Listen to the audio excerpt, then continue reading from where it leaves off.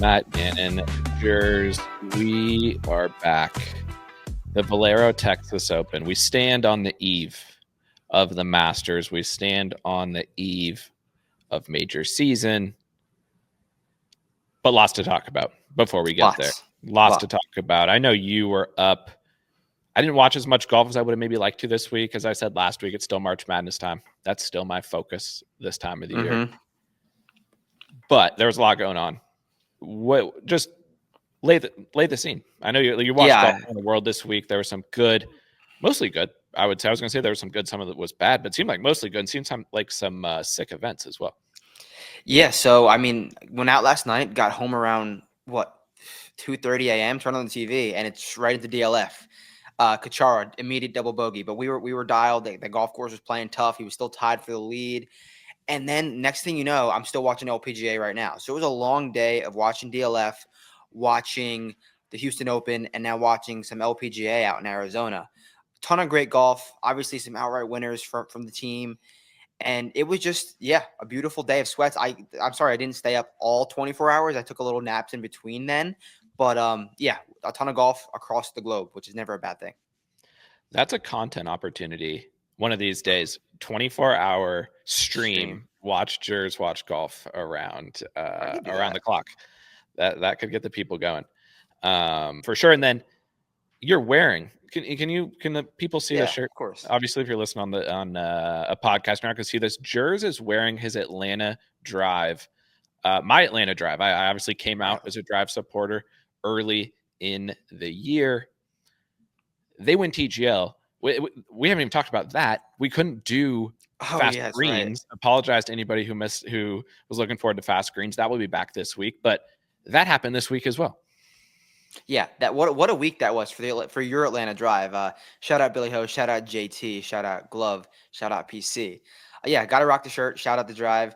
Great week at TGL. Great year at TGL. Met so many people, learned so much, and got a little in at their after party. So snagged a shirt, snagged a hat, snagged a few drinks, and was kicking it with the Atlanta Drive for a while on Tuesday night. So that was pretty sweet. There's rumors that our guy, the Drive, the reason we supported the Drive so much early in the year is you put Billy Ho on a team. You put Pat Cantlay on a team. I don't really care what you do after that. That's going to be my favorite team. Yeah. But then you add in Glove. And I think I said earlier, I don't know which pod it was on, but I said I'm not a big JT guy, but I love the rest of this team so much that I'm going to commit to the Drive. And now we're hearing that players of the team are saying that no one has asked better questions this year in the media room than you, Matt Gannon. That's what rumors are coming from one of our favorite players. Yeah, Pat's PR person gave me it could have been the tequila talking, it could have been whatever she was drinking talking, but she did come up to me and say that she complimented my questions on behalf of Pat. So that I didn't know what to say. I didn't know how to respond. My heart was so warm after I did hear that from obviously one of our favorite golfers, a golfer that we've stood behind and backed for so long and defended. So happy that Pat said that about me. Yeah, it's great because it's not only that you're asking good questions of Pat, but we've been Pat guys. When people attack Pat for his pace of play, we come to his defense. When the people attack Pat saying he's a bad guy, we say go to a tournament. No one's nicer to the fans when he's out there than Patrick Cantlay. So it's great to hear. And this is just laying the foundation for getting Pat onto the pod, because if he likes your questions in that moment, he would love the pod. We boot talk by about boot, it all the time, boot by boot. And that's another thing that happened last week. We've got interview up. If you haven't listened to that yet, first episode of Credentialed, David Geis, caddy for Bud Cauley. I'm not sure I've ever been more excited to track a golfer than I am this week at Valero. My card's done 50-1 single bullet on Bud Cauley this week. And that's your Valero preview. And that's your Valero preview. But if you want to hear from his caddy himself, that's up there as well. It was a wild week, and we've got a lot to talk about. Yeah, it was a great interview with David. So shout out David for coming on. Cool little 35-minute interview. It's something new that we're going to be doing going forward. Just getting some insight, as much insight as we could possibly add and get to the Vince Eric's content stream, the better. So appreciate David for that. And we got a ton of cool stuff coming soon. So stay tuned for that. Yeah, we're just trying to expand as many things as we can. Obviously, we got Vincent up on the site. Good week for Vincent. We've got the models. We've got boots. We've got LPGA. We've got all sorts of different things going on, and we want to complement that with even more stuff. Let's talk to players. Let's talk to caddies. Let's just get more. At the end of the day, we're trying to do cool stuff that people enjoy, and we always appreciate everybody supporting it. And where should we even start this week? I think we got to start with Min Woo. It's tough because I didn't see much DLF. I'm going to be honest. It was a not an ideal time zone. Not great for watching, you. But the scoring, it looked special out there. So it's a tough call. I'll let you choose because you watched the 24 hours of golf. Do you want to start with Min Woo? Do you want to start with DLF? Do you want to start with Yeah. Where do we start? We can get DP out of the way because there's no DP this week. So might as well touch on Eugenio. Obviously got that maiden European Tour, DP World Tour win after leaving LIV and his quest to become a professional golfer now because he was kind of in the air of status. Where is he going to play? He still rocks the Oklahoma State gear like he's fresh out of college or still in college, which I think is hilarious. And the stripe show he put on was otherworldly. So we were watching it at 2:30 a.m. And if you see Eugenio for the first time, I think you have the reaction like, this is what this guy looks like. He's just a big Spaniard who wears his socks super high. Kohler was cracking up as like the guy. This is the guy that we're betting on. Like, and he was just striping beyond belief, just putting everything to like 20 feet on one of the most difficult golf courses in the world, at least last week. And it was just a great week from him. He was just playing so well, making some putts, being clutch, and getting it done on a super tough track. What was obviously DLF is a wild course. Like, just go look at pictures of DLF if you've never seen it before. Like, again, I didn't watch as much this year, but I've seen it in the past, and it is truly one of the most crazy looking golf courses. It's always difficult, but why was it playing off the charts tough? Like, why? What was going on that had it playing so difficult? Remember the baked disco? Triple it. Wow. Triple it. So it was windy. The greens were brown, and the fairways there are tight. Like, shout out Terrell Hatton, 1 yard fairway. It was like that on every single hole. If you were off in the slightest bit, you were in the rough, and the rough was so thick everywhere, both on the greens, both around the greens. And it's not an easy course to begin with. There's a ton of elevated shots, like over waterfall. It's like a video game course. And so if you were missing to a windy, firm, deep rough, you were just screwed everywhere. The amount of doubles and triples that were just an inch away were insane. Eugenio won at 4 under. I think it was 2 under and then even par. So it was a straight like US Open championship, whatever you want to call it out there in India. It was great television. The question I think I have and many people are wondering is, does this count as a major win this 100%. Year for Gino? Because the conditions you're describing to me sound like major championship golf. I think we have a major potentially to give out right now. It was a national open, and thank God Bob Mack wasn't in the field because that would have been the most auto of. Did you see? Tweet. Yeah, because he knows. He knows. He was like, I've been there and it's tough, and this is an extra level. That is everything you need to know.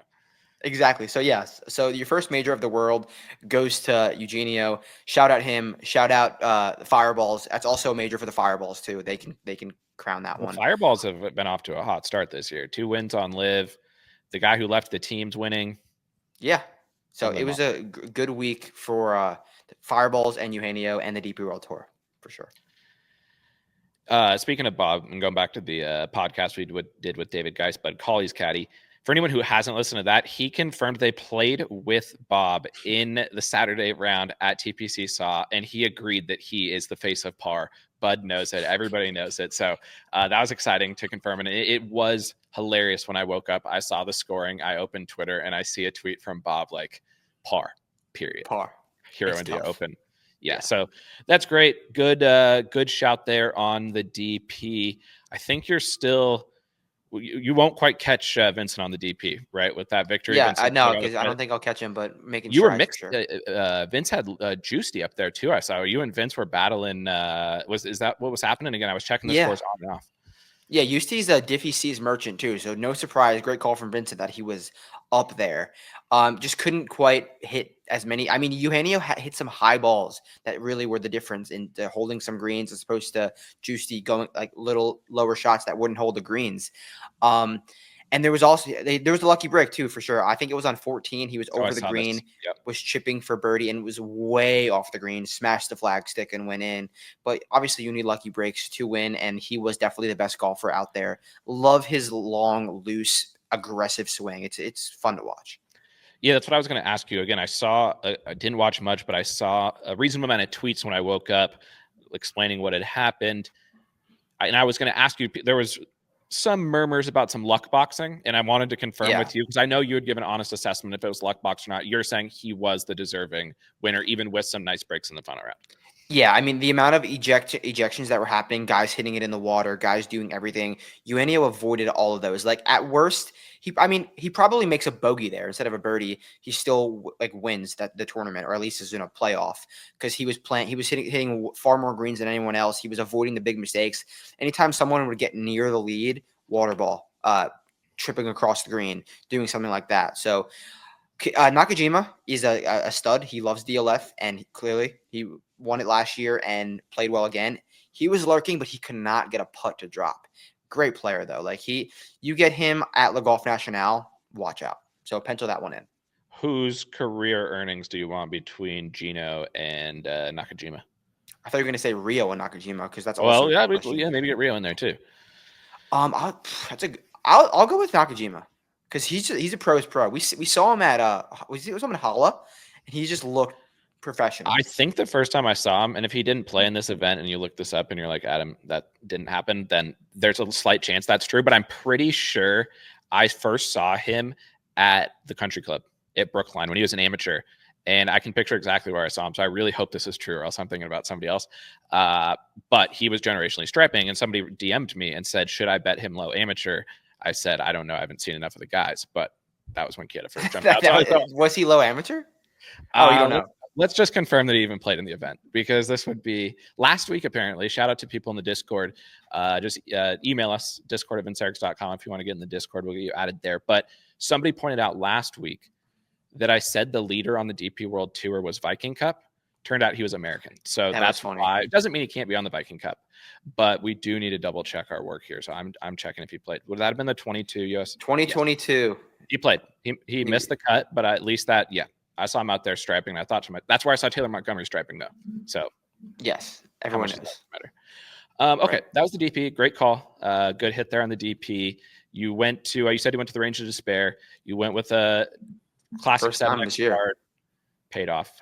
So congrats for that. Yeah, it was crazy. Like, I wasn't watching that much, but when I woke up on, I think, Saturday morning, I was looking at my phone trying to see where my guys were, so like half asleep, and I saw, like, I think it said like T10 or like somewhere kind of near we're in the DP, or like, oh, that's close enough, like they've got a chance.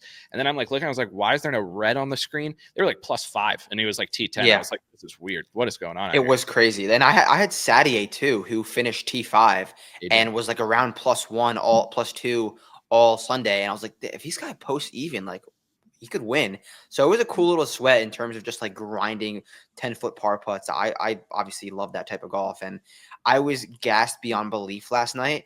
But I said to Kohler, we need to stay up and watch this, because we're gonna remember DLF like in a year from now. Like, remember when we watched this carnage? Like, yeah, it doesn't come often, so we watched a lot of it. That's a great way to describe it. That's why I was disappointed. I wanted to watch. Like, I was trying to see as many clips, as many things as I could get, because if you give me most of the field over par, I don't care who's playing. I'm watching, and to your point, it doesn't happen often, so we got to capitalize, and that's why it's a major. That's why it's the first major of the year. Going out to Eugenio. Okay, skip ahead. People will be mad we didn't start with Minwoo, but we're going to give Minwoo his due, because what a moment. The flowchart has been broken. Probably the only course on the PGA Tour. Yeah, is the flowchart? I don't know. Obviously, it's not a links course, but Bomber short game. I think I wrote up, he was my pick in the 9K range. I said I can't bet him because of the flowchart, the same way you couldn't bet him because he's on the chart. You got to stick by your guns. But this is the quintessential Minwoo League course.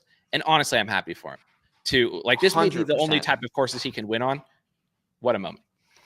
I mean, there was moments on the weekend, the leaderboard, where it was like it almost funny how driver putter the leaderboard was. And it almost pretty much panned out that way. But there was like a ton of moments where the top 5 was like, driver putter, driver putter, driver putter, driver putter. It really was. It was hilarious. And Minwoo did what he had to do. He held off a Scottie surge.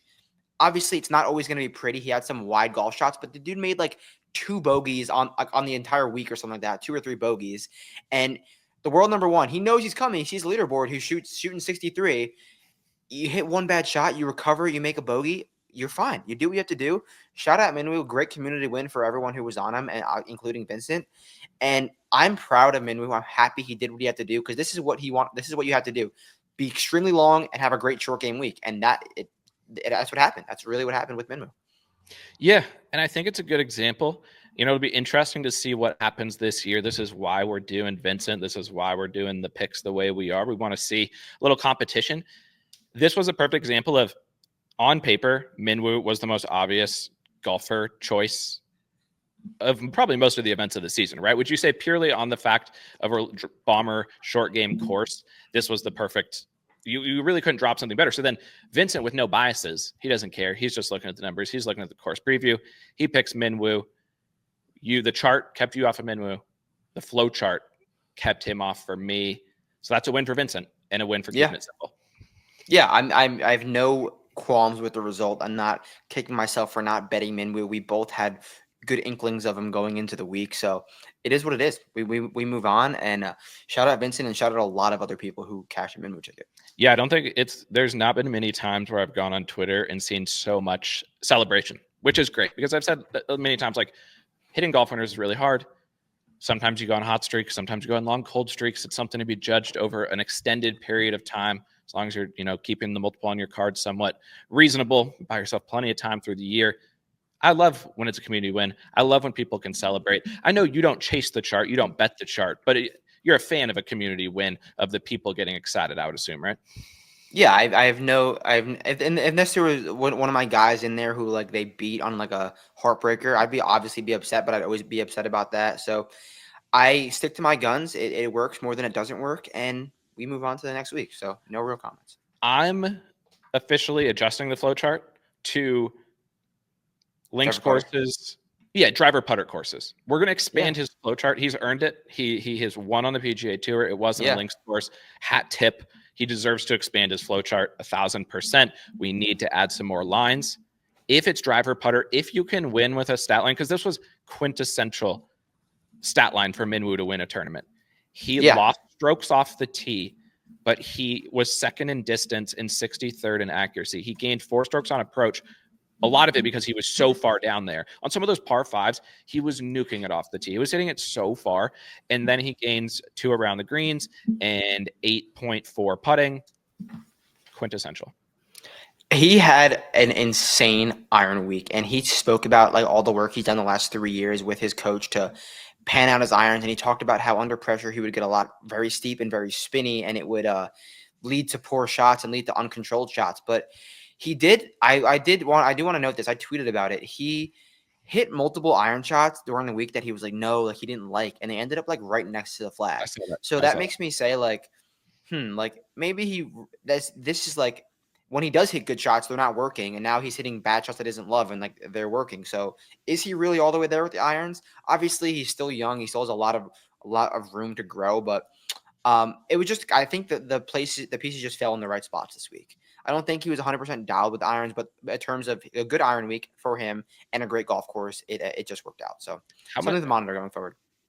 How much do you think having Bo Martin helps also maybe showing up a little bit in the iron play numbers? Obviously, we talked about Colley's caddy last week. They think about these things when they're out there.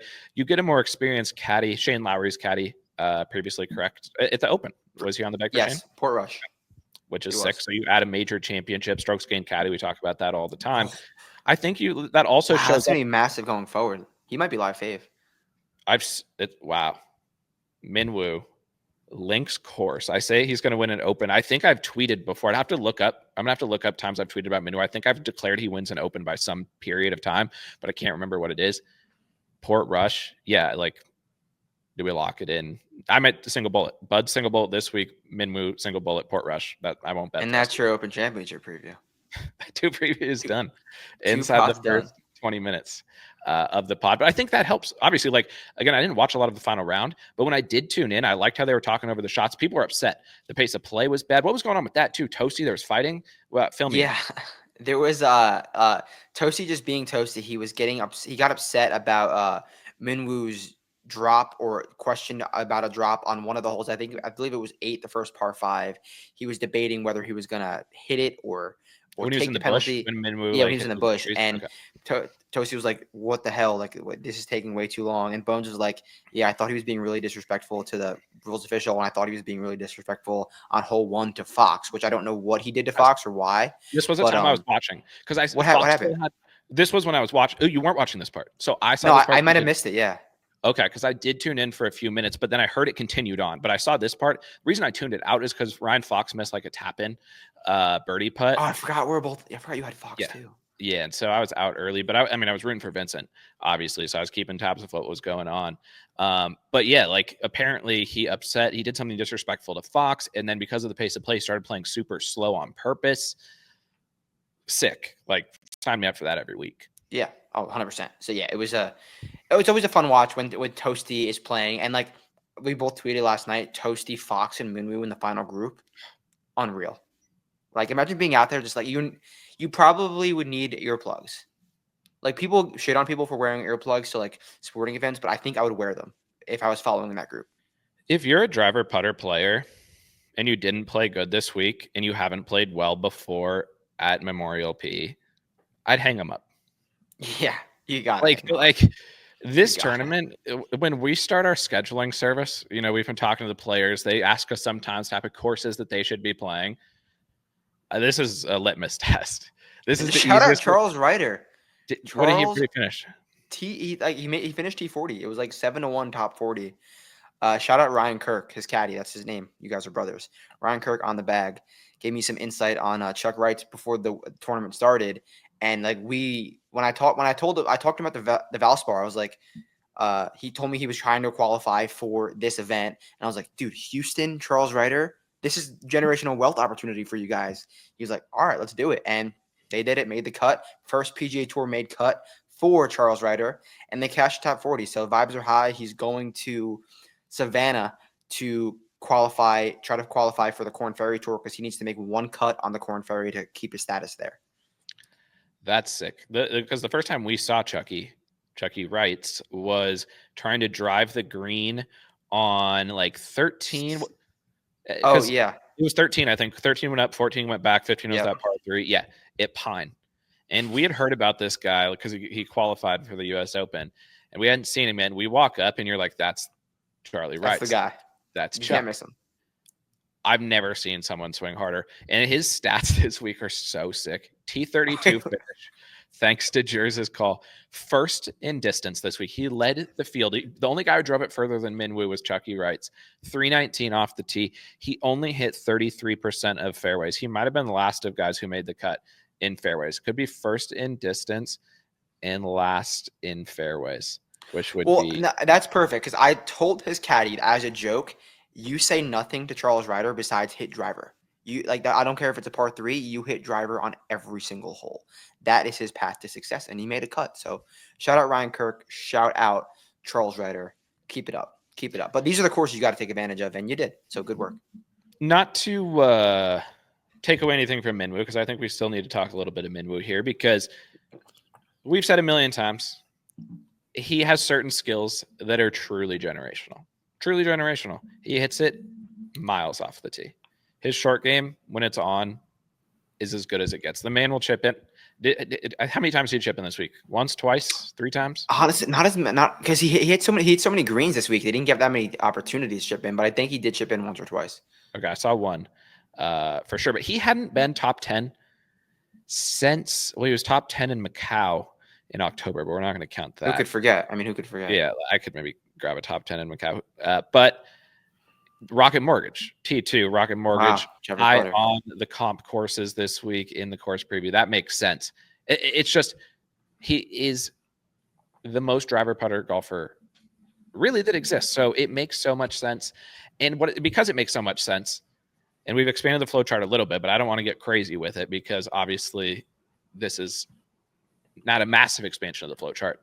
How do we think about him going forward? He was 30th in the dog rankings in the field this week. I had him in the top 30. He barely snuck in there, but still, it wasn't like we considered him a low dog player, not a super high dog, but fine. 30 in a full field is okay. Showed some dog today. Has heart. What's the next year look like for him? I don't know if we can put him in there yet. I mean, he mixed and he held off Scottie, so maybe. But there's a few courses that I think make sense for him. I mean, I bet Minwoo at Bay Hill. I bet Minwoo at Waste Management, courses that have that skill set. I maybe not entirely, but I think it could work. I don't think those fit, but like they don't not fit. Okay. I, No, you're right. You're right. I just You're like right. he needs places where he can literally not worry where the ball goes at all. Because in Phoenix, you can end up in the desert, you're Yeah. boned. Bay Hill, you're in the rough all day hacking out. That'll tire you out. Like there was no penalty for missing. The only time he paid a penalty for missing is when he sliced it off the P into the pond on 16. I didn't see And that 8 live. too. Those were so far right. And So then far right. I did see him tee off on 4. The hole that Ryan Fox hit it to tap in and missed. He snapped one so hard and low left. Truly one of the worst drives I've ever seen. That's exactly what Kohler said. He said that was the worst shot he's ever seen. It was so far left, and he made par. When he made par and Ryan Fox made par after driving it right down the middle and hitting it to tap in range, I was like, Vince has got us this week. We're not catching Vince this week. So, yeah, shout out to everybody who hit on Minwoo. Shout out to Vince, second winner. He's now won on the DP in the PGA Tour. I've said this before. We were texting about it. My goal is for Vincent to be better at betting than me, because And then, yeah, together. Then we just give Vincent the information and we let him do his thing. And Yeah, so why overthink it? Early days, we're not even 3 months into the Vincent experience. He's chugging along right around level across all the tours. He's very balanced, I would say, of getting guys in the mix staying there. So excited to see what happens with Vincent. Shout out Vincent. I should have got a statement from Vincent. I'll get a statement. Yeah, we got to ask him. And we'll talk about it on Tuesday on Fast Screens. We'll get a statement from Vincent about how he's feeling about his decision making, where he thinks what he thinks he's going to be able to do with that next few months. And we also have to keep track of making sure he doesn't get too powerful. We've talked about this before. We don't want him to take over the site, demand things from us, say you guys have to boots every event Monday, Tuesday, Wednesday, every week, or else like I'm taking over the site because I just need all the info I can get. We got to be careful. We just got to monitor. We do, yeah, because we've talked about that potentially happening, so we will see. So Valero is going to be up on the site this week. Jers, we got to do like and subscribe. That's why I was just switched the topic, because we're 27 minutes 30 seconds in. That's like and subscribe time. If you're listening to the pod on YouTube, Apple, still no Spotify. I don't know if we can figure. We got a laundry list of things we're working on. It's tough. Laundry list. We are trying our best for the people. That's what I'll promise you. It may not always be perfect. It may not always be exactly what it needs to be in that moment. But we're trying our best across a variety of different areas to bring stuff to the people. So if you're listening and you enjoy it, we appreciate a like and subscribe, 5-star review. Get over to the site if you want that extra level of information. $9.99 for the weekly, $34.99 for the monthly. This next week's going to be Valero LPGA. Is this the match play? We've been talking about it for Yes, Shadow Creek. That's going to be sick. It's going to be a good week. Yeah, that's going to be sick. And then LIV Miami. You've got a lot going on. Just anything else when you talk about these events? We will talk about these events merely from the site perspective. Anything we need to get the people up to speed on from your perspective? Yeah, I think we touched on everything. We obviously have a laundry list of things.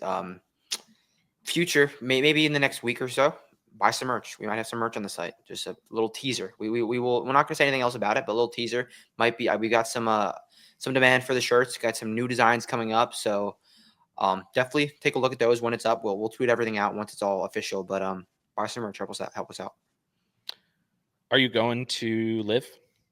I'm not going for the boots. I've got a lot of stuff. I didn't realize I'm caddying this week. Caddying this week in the pre-queue for the Corrales. So you never know. You never know. For the same guy you caddied for in the pre-qualifier for PGA Nash? Yep. So hopefully it's an open golf course. I got to study the course. I haven't gotten that far yet. And then we have an interview planned. So I'm not doing boots. That makes sense. What skills? We always say strokes gained dog is improving. Strokes gained dog is getting feedback and being better next time. What is one thing you're going to do better as a caddy after you guys WD'd at the PGA National Qualifier because things just weren't going the way you wanted them to? Yeah, I think I should be more confident and give my honest opinion. And I mean, not that I wouldn't give my honest opinion, but be confident to say I think you should do this. I think you should do this. I think you shouldn't do this. So I kind of just let him do his thing. Like, it was the first time I was on his bag, so I trusted him. Kind of was holding the bags, giving him the numbers, and just shooting and be like, "What do you think?" Just getting a feel for it. But now that he talked to me after. He said I did a fine job, and he wants me to do it again. Like, I got the call back. That's good. So yeah, it could have easily been a one and done thing, even though it didn't go well.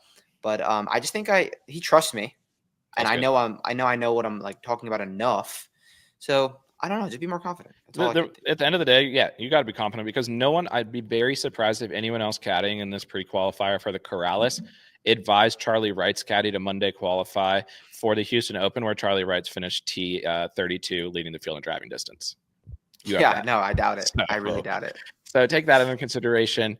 But yeah, big week over on the site this week. And then we got the Masters coming up, which is, I'm excited for that, Jers. I'm also, I don't think I've told the listeners about this.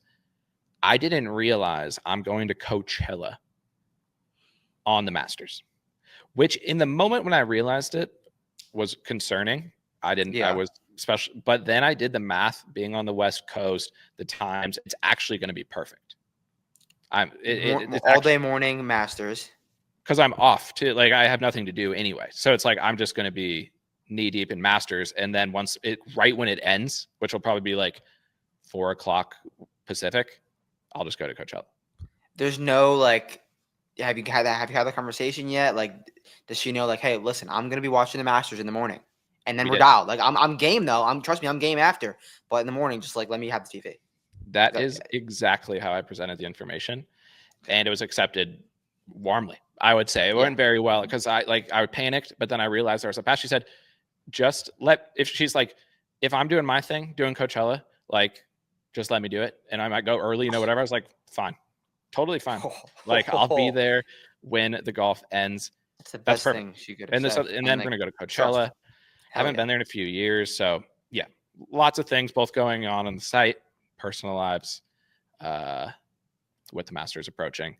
And major season ahead, which is what I'm most excited about. I think we need to check the Masters odds today, as well as we talk about what took place the rest of Valero. Scottie was coming. Jers, he was speeding home. But simultaneously, people are wondering, is his career over at the same time? Because he's now played how many straight tournaments without winning?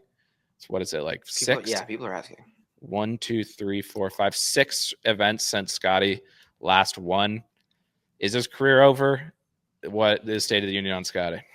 I mean, the dude gained 6.5 strokes ball striking, another 7 putting, played like shit. Runner up, horrible golf from Scottie. Truly, like, he did not look good.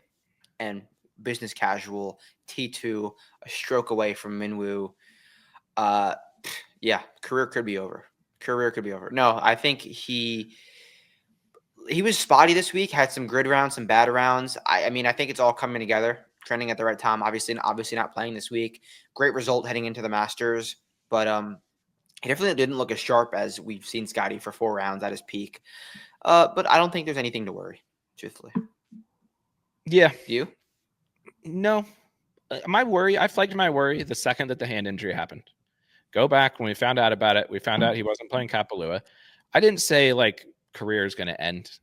I just said this man is doing things we've never seen before.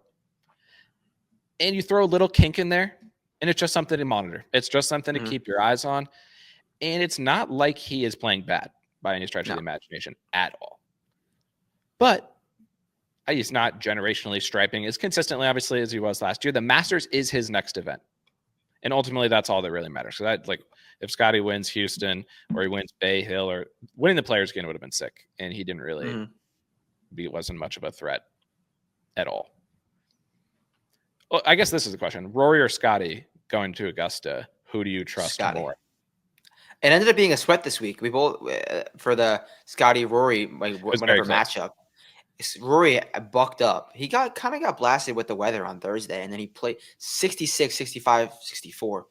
That's playing golf. And I'm going to go with Scottie, though, at Augusta, for sure. But we'll retouch on that when we get there. But for now, Scottie.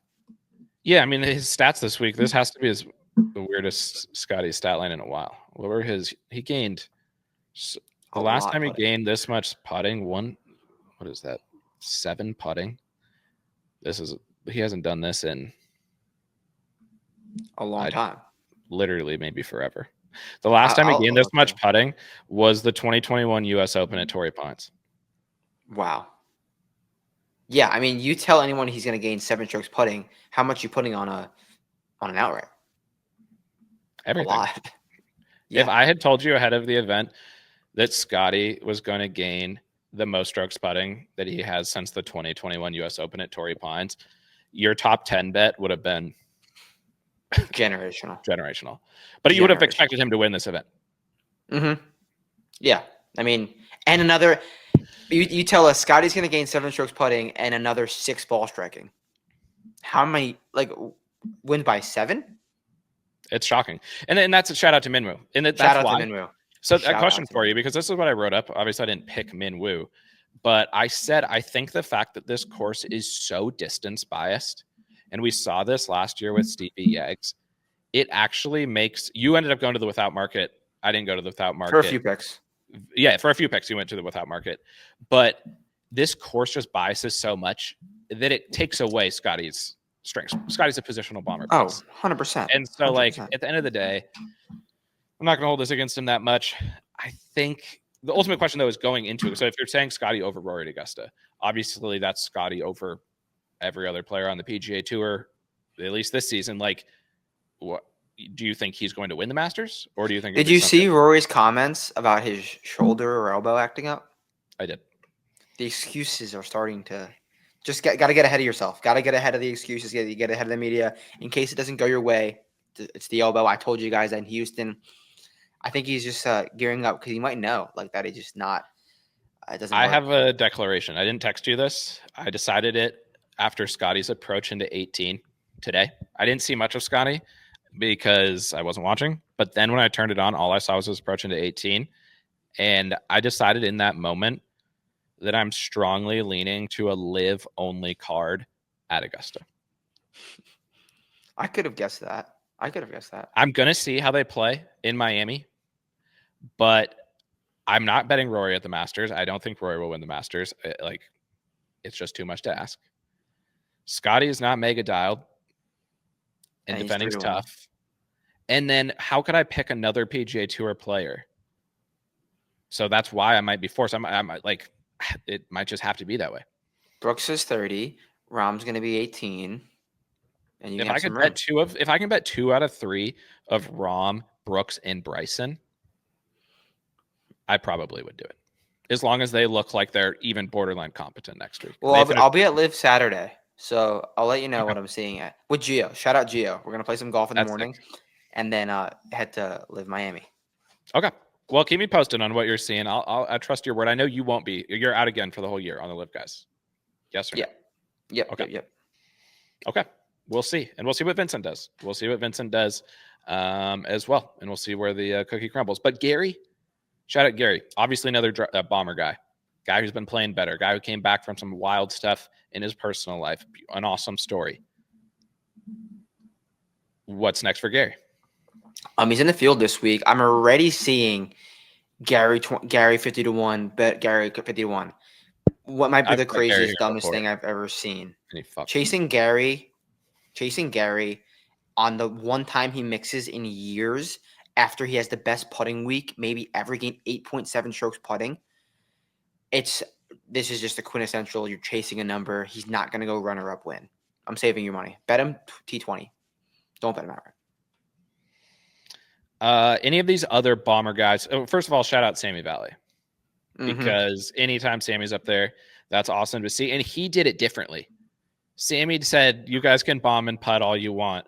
Let me show you how to hit your irons. Generational iron play performance. He was 47th in distance, but gained 8 on approach. So Sammy did it a different way, and you have to respect that. Yeah, he was playing from so much further back and just striping so hard. When Sammy's dialed, he's one of the most dialed players in the world. I do like him. He does it for a round at a time. Yeah, and he can only do it on places where you can literally hit it anywhere and then just go straight at the pin. And I think the softer conditions help a guy like Sammy too. But there's 100%. The Vedanta comp, this course comp. So it's annoying. Again, I had my reasons for not betting Minwoo. You had your reasons, but there's just certain courses where they're giving you the answer to some degree, and this is one of them. And then a guy like Minwoo wins, who you could just pencil in perfectly into what the course fit looks like. Mm-hmm. Just watch out basically for these guys when they go to the other courses that were comped with it this week. The places like Rocket probably being the most noticeable of the courses forthcoming. Windy bombed it. Pendy bombed it. Any interest in those guys going forward? Anything to monitor there? Is Pendy in the field this week? No, he's not. No, he's not. Neither is Wyndham. So yeah, no real note of them. I don't. Well, I mean, Wyndham finished. What he finished T5, and yeah, T5 with a 64-64 weekend. I didn't think he was 100% healthy going into the week, but he looked. I mean, he looked all right. He hit the ball well, putted well, and he looked confident and calm. So I think good signs ahead for Windy. I'm gonna Vic lap that when we tweeted out fast greens, because we couldn't actually do fast greens, my 2 plays in 7K and 6.9, I think, were Celinda and Springer. T15 finishes for Springer, T11 for Celinda. Celinda is a good player. We've been saying it for a while now. His season has been solid. Where is he going to be in the FedEx Cup after this? He'd probably be like top around like 50 or so in the FedEx. Shout out Isaiah for continuing to represent on the courses where we need him to play well, specifically. Yeah, so we know Celinda's game. There's a few courses going forward that definitely on the card at the Rocket for sure. Another missed cut for Smalley. Yeah, bad call for me. Bad call. But I'm cementing Smalley as my guy after declaring. I did give up on that he was going to continue to miss cuts. I should have trusted my gut that after players, he was going to be so mentally tired that made cuts. It was going to be a while because he's a guy who is streaky AF, and that was the highlight of his season by a million miles. Now back-to-back missed cuts for Smalley. Anyone else? We need Smalley on a course that you don't have to lag putt. It's like he's so bad at lag putting. Horrible. Like get into Pebble. Sam Stevens, T18, did all short game. I know. The iron play's been really bad. He's playing this week. He's played. Look at how many events he's played. He's played like I think 10 straight events. That's why his caddy was asking us for help with the schedule. He's probably just tired. He's like, he can't be playing all these events. He mixed hard at Valero before, right? He strokes in Texas hard. I'm not really sure what's Sam Stevens. I'm almost positive he did. Actually, no, I don't think he ever. He was second in 2023 to Corey Connors. Okay. He's been second T14. He's a Texas guy. I'm just flagging that I told his caddy, you guys are going to play well in Houston, and T18 finish is solid. So shout out to Sam. That's his third best finish of the year, and he's playing well. Shout out to Sam. He's 36 in the FedEx Cup going into the week. Big year for them, too. Good for them. That's nice to see. Anyone else that we need to shout out from Houston before? Lee Hodges is good at golf. I'll say that. He's just under the radar, didn't do anything, but he's first start back in a while, good at golf. Chris Crowder up top 20. That's pretty much it. Eric Cole, T15 vintage. Kevin Hughes continuing to stripe. Watch out for Kevin. Actually, I have to talk about Fox. It's so unserious, but also so sick at the same time. Like, I never had any hopes that it was actually going to work out, but he is comedy. Seeing him out there playing on the PGA Tour makes me happy every single time. Yeah, like he was just firing at flags, hitting some amazing shots. I mean, it's 65-65 Saturday, Sunday. There was nowhere else for him to go but over 70 this week. And I trust Fox over like a 100-foot putt far more than I do over a 3-foot putt. I think they go into the same rate for Fox. And like I think it was on 4 where he missed a shorty, and then he missed another one on 6 or 7. I was like, this is just so obvious. He was never making those putts. So shout out Fox, nice little sweat. We mentioned the DP. LPGA is ongoing, so nothing to add there, but the match play is this week. But let's get into the Valero Jers. An event where things are, again, pretty obvious. Obvious in a different way than they were last week in Houston, where it was bomber putter. This is approach play merchants. I had Akshay here last year. I used this trend when I selected Akshay here last year, Jers. Let me give you some numbers. Here are the strokes gained approach in the previous start, so the last time they teed it up, so the guys who are going from Memorial or from your Memorial Park over there, guys who would have played Valspar Players as their last event, you just go back to when that was, before their win at TPC San Antonio. Akshay last year gained 8 strokes on approach the week before in Houston. Corey Connors +3, Spawn +6.1, Spieth +7, Connors +5.2, Landry +6, Chappell +3.6, Chuck Hoff +3, Walker, Jimmy Walks +3.6. You just got to be striping your irons the last time you teed it up. That is step 1 for narrowing down the field at Deep Sea San Antonio.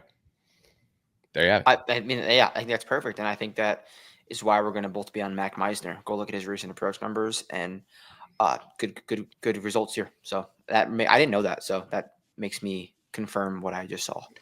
And who do we confirm that with? Obviously, we confirm the numbers with boots on the ground sometimes, or sometimes we talk to a caddy, like David Geist last week, caddying for Bud Cauley, who said this place is iron play central and he's excited about Bud. And Jers, want to know who gained infinity strokes on approach in their last start?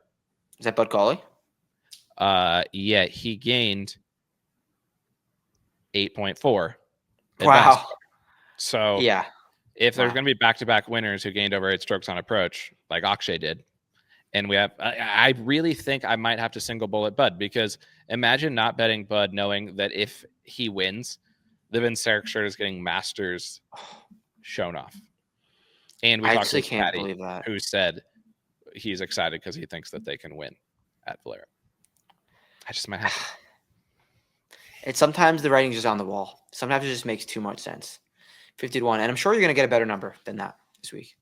And just for, transparency, before we get to the board, since I don't know where these guys will fall on the board, I don't even know who's playing necessarily amongst these guys, but I'm just going to tell you some guys who stripe their irons in Houston and some guys who stripe their irons at Valspar, just so people are aware of the guys who might fit this trend. Again, I don't even know if some of these guys are playing, but Valimaki just striped. Ryan Gerard, generational striper. That would make sense to me here. Davey T, Ben Griffin, Stevie Yeggs, Kevin Bikes, Danny Willett, John Pock, Celinda, Norlander, Skins, you. That was at Houston. Those are guys gaining like 4+ on approach in Houston. And then at the Valspar last week, again, Bud, Xanders, I don't think he's playing, Spieth, Meisner, Davis Riley, Hovland, Hubbard, Straka, Rasmus Neer, Cole, Gerard again, Glover, Sammy Valimaki again, Keith Mitchell. Just remember those names. Good at golf. Remember those names as we go down the board, just because, again, I don't know which of those guys off the top of my head are in the field yet, but we're about to find out. So just keep them in mind as we go down the board. The guy at the top of the board is Ludwig at 12-1. He won. You had him at the Genesis, at Torrey. He really hasn't done anything special since, I would say, or before. He really loves Torrey. We know that about him. Yeah. How do you think about him this week? At 12-1, top of the board, any interest? I think there's worse numbers to be made. I think if he was 10 or even 9, I wouldn't be that shocked. But the form that he's in, T22 miscut after his win with some poor approach play, is a tad concerning. He's hit it well here before, but nothing to write home about. I mean, I don't want to say that I'm 100% out. I'm probably like 80% out. I'm just betting the favorite here. But outside of that, I don't have any real beef with Ludwig on a course like this. He was T14 last year. He lost around the greens and putting. He's just if you took the name off of the profile and you just looked at the stats right now, it's not the profile of a 12-1 golfer that would interest me. Obviously, it's Lud. His win, if it's a spot that he likes, obviously he can play well. I'm not convinced this is a course to me that would, when we're talking iron play, when we're talking about it, it's not as important what you're doing off the tee. Just ball strike it. And then you've got to be balanced. That's the other thing. I was looking at the winner profiles here that are up on the side on a weekly basis. And the winners here, the last at least 5 winners, or the last 4 winners, have gained at least, they were at least positive in every strokes gain category on the week. So it's just not a week where you can really have a weakness. And I just see a little bit too much of that right now from Ludd. And I think he'll just be looking to get warmed up for the Masters. This will be the rest of the pod, 14-1, Tommy Fleetwood. Yeah, might as well do a quick hour on it. You considering it? He's below 20-1, so no. And also another week where somebody below 20-1 did not win the tournament. Fact. He can do it from a ball strike. Can he put up the stats necessary to win the tournament? Yes. Will he win? No. Should you bet him at 14-1? If you want to. If you want to. I'll never say not to bet somebody or to bet somebody. Everybody's got to follow their heart. There's nothing could be worse than listening to somebody say don't bet someone and then not betting them just because that person said it and then they win. Don't do that to yourself. If you want to bet Tommy at 14-1, go for it. I personally will not be doing it. Will you? This is the last time he lost strokes on approach led to his best result of the year, which was at the Open Championship. He followed it up with a runner-up at the Olympics. He lost approach at the Valspar. Will that mean he finishes runner-up or better? I guess we'll have to see, but I just can't. I can't do what like Tommy Fleetwood, the writing on the wall at the Valspar couldn't have been better. It couldn't have made more sense, and it was not good. So how could we? Just how could you? I need to grab my computer charger out of my bag. And so I'm going to give you the next 3 guys on the board. They're currently all below 20-1. We're looking on DraftKings as we tend to do on this pod, waiting for the rest of the odds to come out. These may change, and I think they will change. One of these guys, I think, will drift into the 20s, and I think one guy might go more towards the top of the board. Corey Connors, who only wins the Valero. That's literally the only thing he knows how to do. And he can. He's playing great. You've had great eyes on him all year. Patrick Cantlay has never played this event. Patrick Cantlay's taken a different approach to playing Augusta this year. Yep. Patrick Cantlay's trying something new. Patrick Cantlay's been crunching the numbers. Patrick Cantlay has been doing some analysis. You've been talking to him. You've been talking to his PR people. He's playing this week. And then Hideki, generational striper. He does usually play. That's where he's played at least before. Of those 3 guys, who do you like the most, and who are you least interested for now, pending how those numbers move? Okay, yeah. I think so just let it grab your stuff. Gonna answer Adam's questions and probably talk about all 3 of these guys. The guy that I like the most here is probably Corey Connors. What we saw from him, or what I saw from him at the API, was really, really good stuff, opposed to what I saw from him in Hawaii. I was like, this guy in Hawaii is lost. His ball striking is not there. And the ball striking was there. He turned out to be hitting it poorly, kind of leaned on some hot putting. And after the API, 3 straight top 10s. And this is just a perfect pocket of golf for Corey Connors to be both playing well, and now he heads to a course that fits his game perfectly. Do I think he's going to win this week at 18-1? No. Do I think would I pick him out of these 3 guys, or just at least be a very safe T20, T10 bet? Yeah, I think it could be. I think we can get 4 straight top 10s for Corey Connors, who is in some great ball striking form, confident, and heading to a golf course that he knows better than any other course. You back? I mean, you're dialed? Yeah, I'm back. I'm dialed. Corey Connors has been playing amazing golf. 3rd place, T6, T8, gaining across the board. Generationally stripes here every single time. Yeah. He literally has won. It's hilarious. He has 2 wins here and has legitimately never gained more than 2 strokes in either short game category. He just stripes so hard. Sightlines beyond belief. Like, you couldn't dial up more of a course fit. And then Cantlay's never played here. Cantlay has his spots. Does Pat really want to win Valero the week before the Masters? I think he's just getting warmed up. But he's your guy. Like, is he here to win, or is he here to just get some reps in? I already wrote it up, and I'm going to send you it over. Definitely a concern. I mean, maybe he's just switching it up a strategy because it hasn't gone well in the majors for him. But I don't see this anything besides competitive reps. Get some decent swings in before we tee it up at Augusta. I think it's a fine number. It's probably going to drift to 22. But he's been hitting the irons really, really good, like the last 3 starts.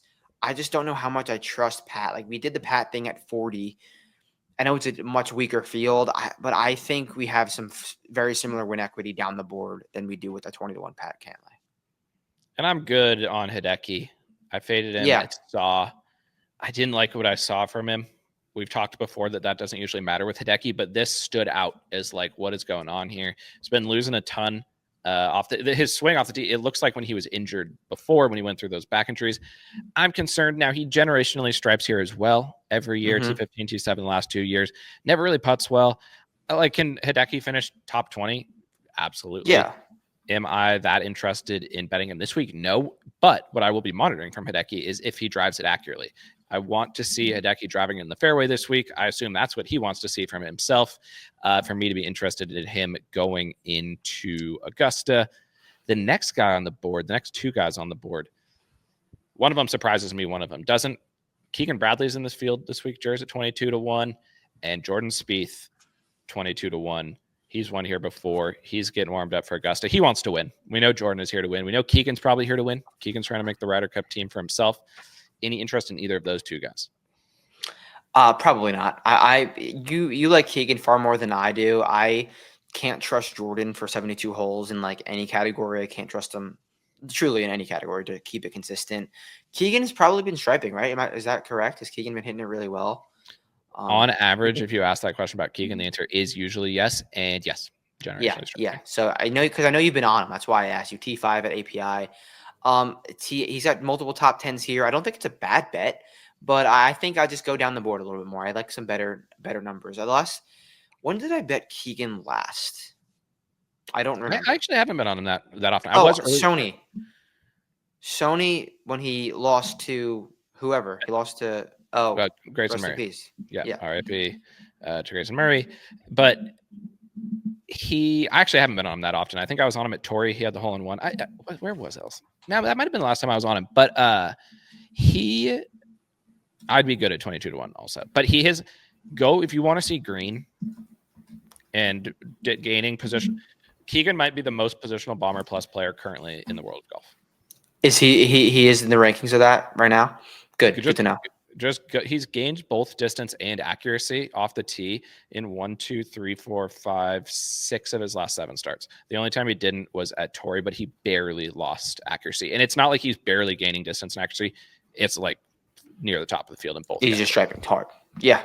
So yeah, makes sense. You need that here, and he can get hot as fuck with the wedges. The next two guys, coincidentally, are both 25-1. It was probably one of the worst experiences of my life last year watching Akshay go against Denny. They're currently both 25-1 in this field. Akshay played perfect golf pretty much last year. He legitimately did effectively nothing wrong the entire tournament, was so far ahead. And then Denny legitimately birdied every hole. He almost the worst beat ever. He almost one of the worst. Absolutely, unlike anything I've ever seen before or since. Luckily, Akshay held on, but they're both 25-1. Denny at 25-1. If he wins any event, I would be. Which is a worse bet? Tommy at 14 or Denny at 25? Tommy at 14 or Denny at 25? Coin flip. Somebody walks up to you and gives you. They already placed the bet, $100 on each of them. Which one do you want? I'll take the number. I'll take 25. Fair. I agree. Yeah. I agree. Yeah. But I think I'm obviously good on Denny, and I don't need to bet Akshay at 25-1 when he was 70-1, I think, here last year. Yeah. What Denny was or Akshay? Both probably, but Akshay for sure. Okay. Yeah. I think it's funny that they're like looking at this leaderboard. I think it's funny, or odds board. I think it's hilarious where these guys are priced. It could be another great down the B opportunity because a wide open field. Yeah. I really think it is because now we've gotten to the 30s. I've been starting my cards around 40 plus pretty consistently. It's just hard to get excited about some of these guys up here. But this is where I would start to get interested because we've got some guys who can generationally stripe above 30-1. Let me give you some names, Jers. 30-1 Siwoo Kim, 35-1 Daniel Berger, 40-1 Tony Finau, 40-1 Sam Burns, not generationally striping and unserious. Keith Mitchell, 40-1.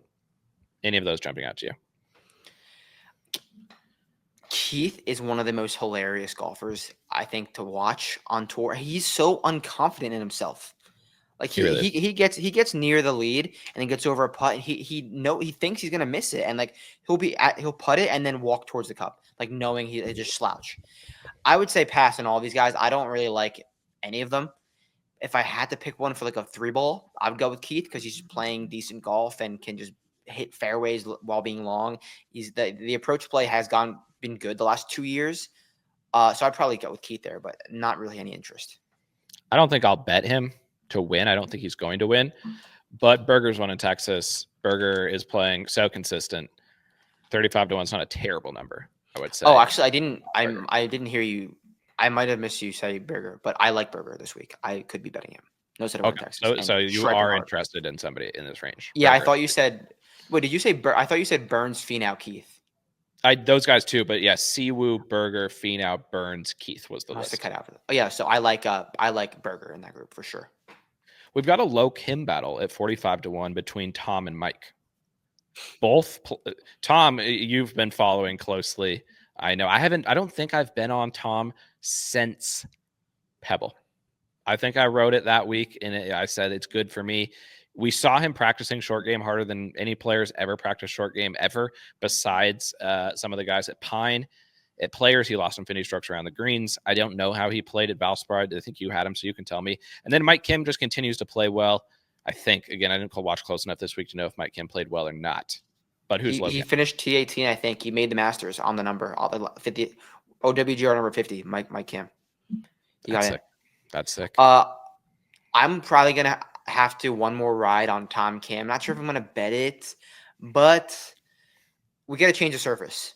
He's off the mute where he could not putt for shit, and he's striped beyond belief in all beyond on approach in the Texas events. It's a great golf course for him, and he gained 3.5 strokes putting here last year.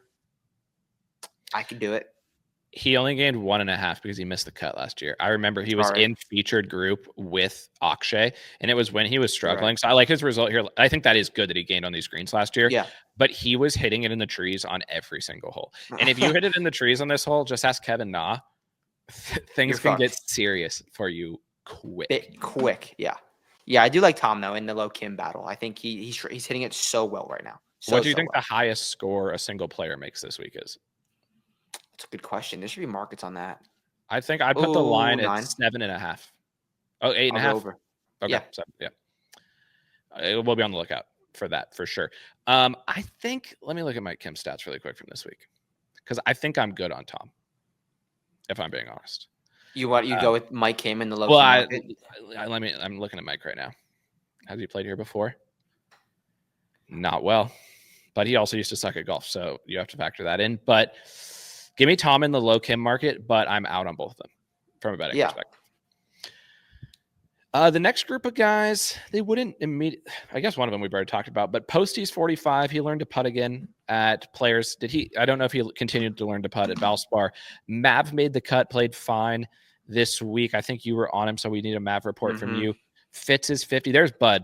I still haven't found anyone I'd rather bet than Bud, because for a myriad of reasons, any of those guys of interest. Yeah, I mean, Maverick, even when he was bad at approach, he striped it. He striped it in Texas his entire career, and he gained another 5 strokes ball striking this week.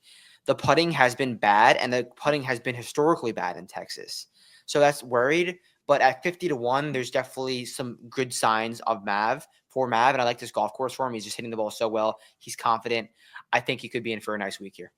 How did he hit it in Houston? Really, really good. Gained 5 strokes ball striking. Just putt bad. Oh, wow.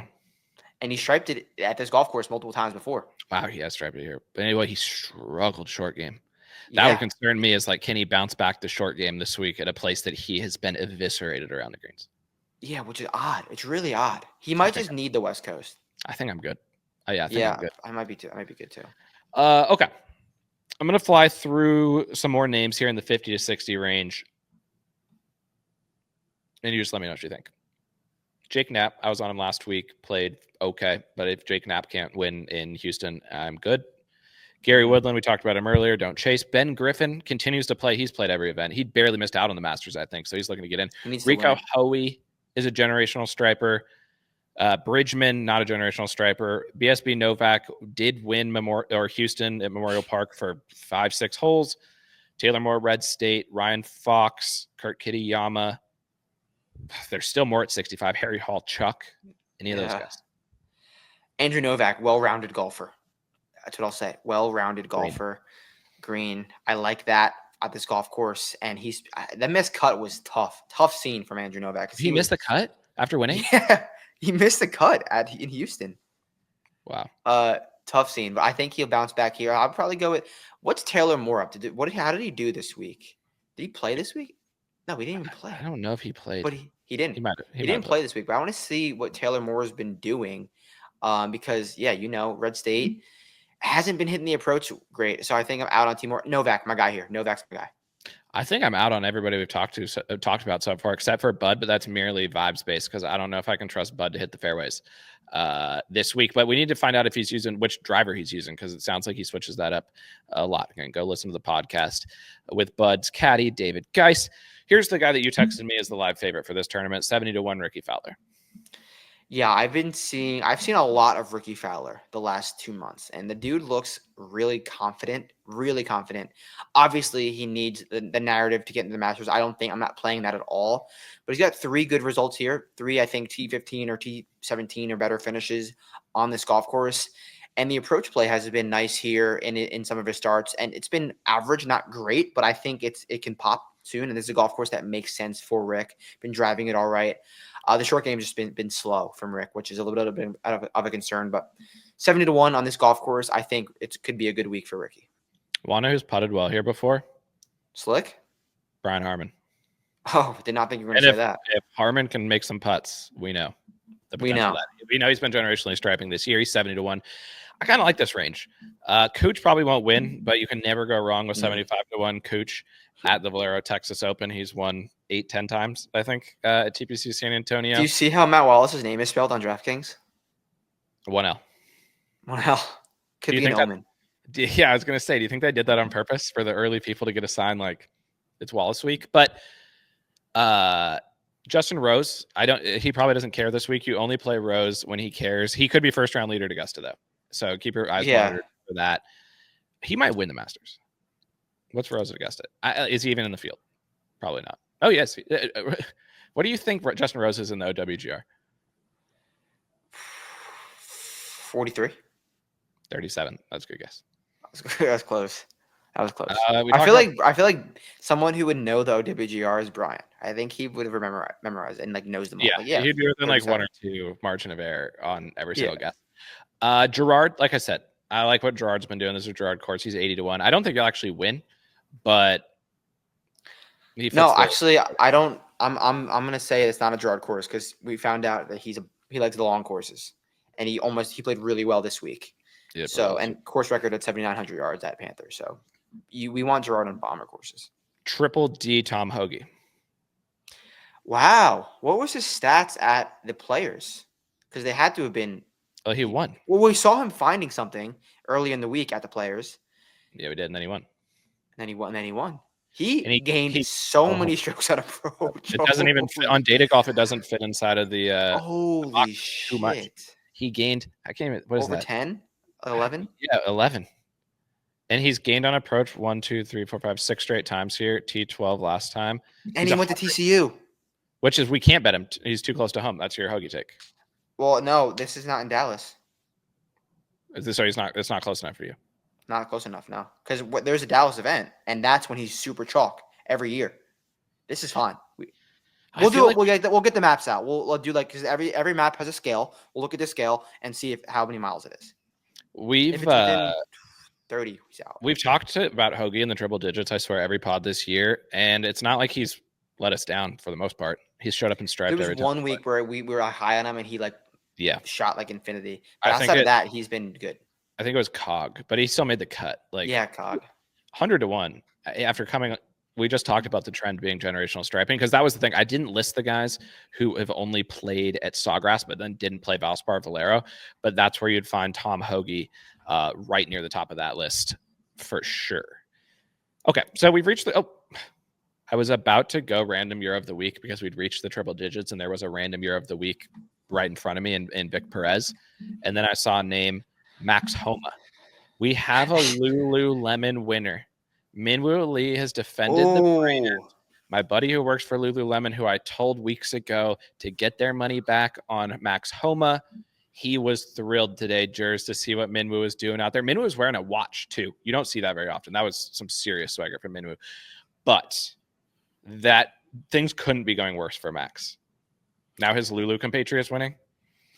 Yeah, what are you doing, dude? What are you doing? Good for the brand. Good for the brand. Bad for Max. I saw him in this field too. 110-1. What is his stats? What is he gonna do with his life? Jers, I haven't gone to the Data Golf profile in a few weeks. Shout out Data Golf as always for Max. It's a shiver down my spine. It is. I don't even want to look at it anymore. I don't want to talk about it. I don't want to know that it exists. I legitimately feel bad. We've said that before. We want Max. He was my guy. We don't like any of this. But another guy at 100-1, equally unserious. Not that unserious. He's more patently more serious right now than Max Homa is CY's 100, fresh off a loss in the TGL title. Yeah, we're not going to talk about him, but I'm just yeah, he's a lost 100. man.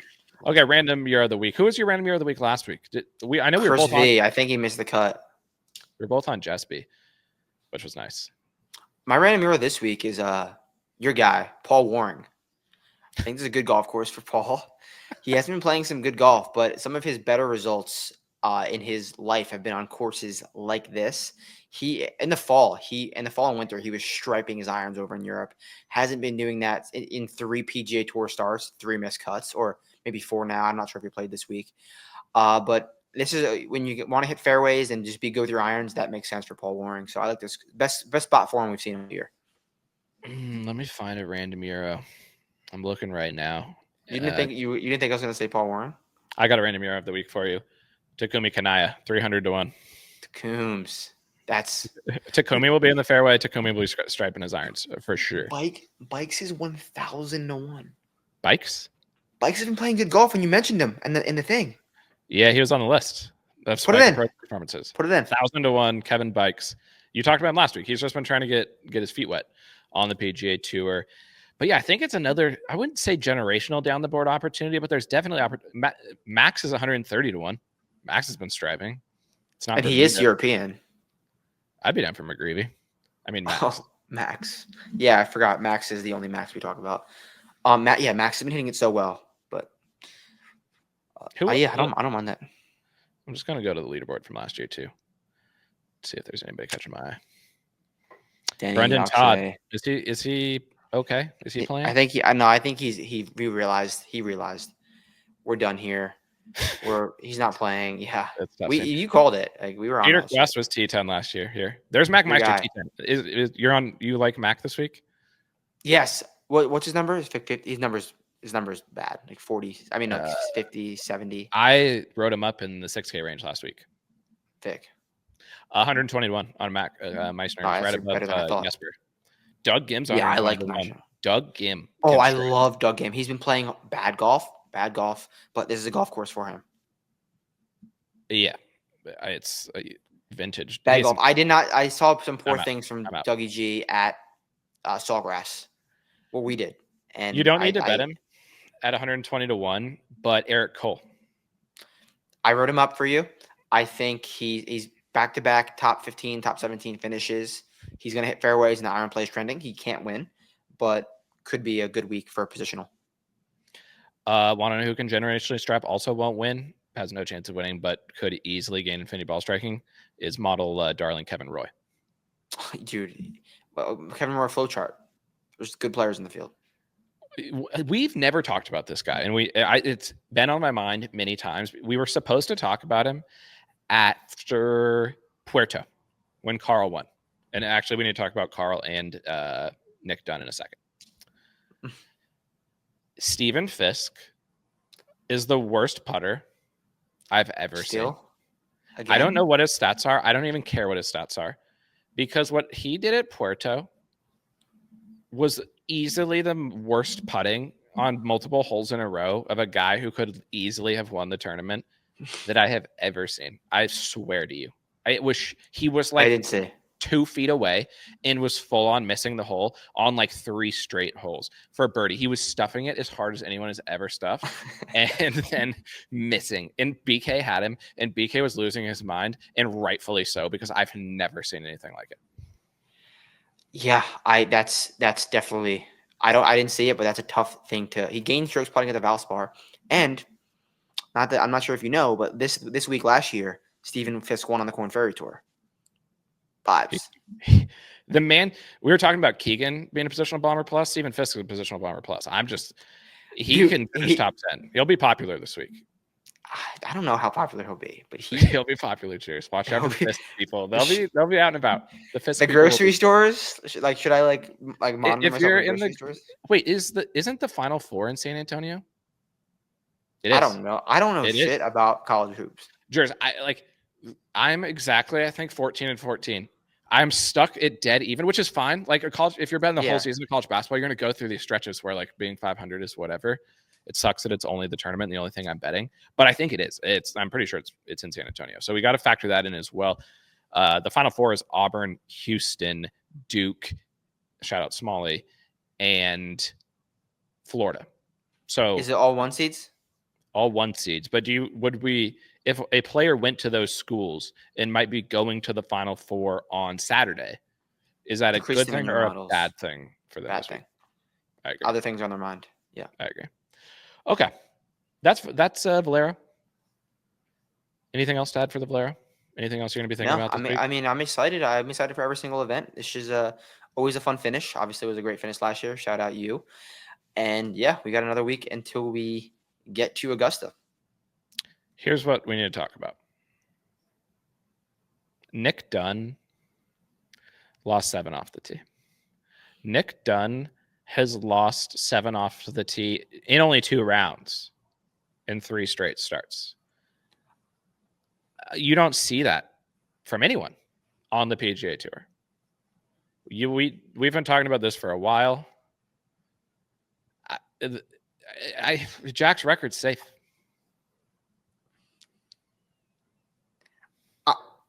I don't know what to say.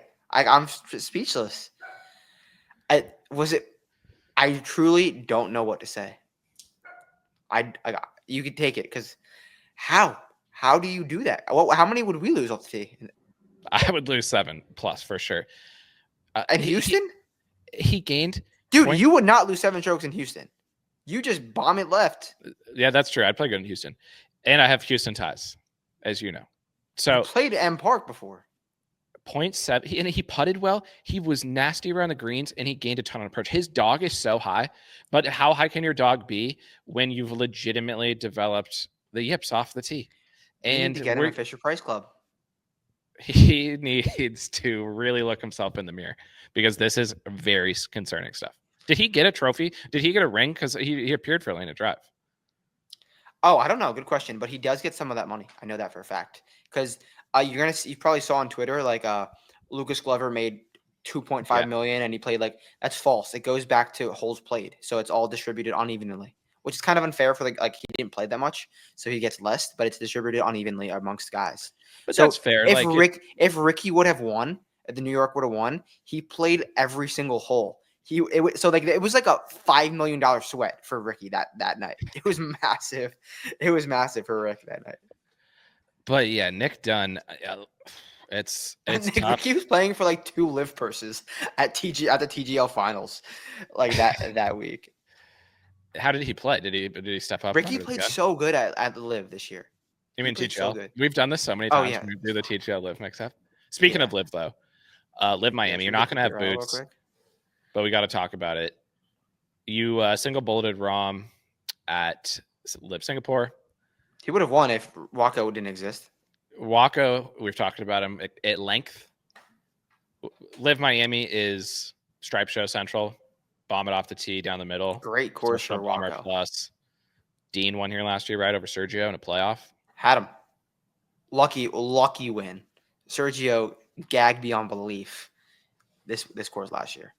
I remember Hatton being up there and he ejected too. Who are your early LIV leans? It's hard to not like Bryson, right? Hard to not like Bryson. It's not hard. Bryson never mixes. That is not true. Bryson is a LIV winner. Back in the day, he's gonna have a good number. I think I could get the Bryson. When was the last time Bryson won a LIV event? Greenbrier, maybe. No, he won after that. Chicago 2023. Who could forget?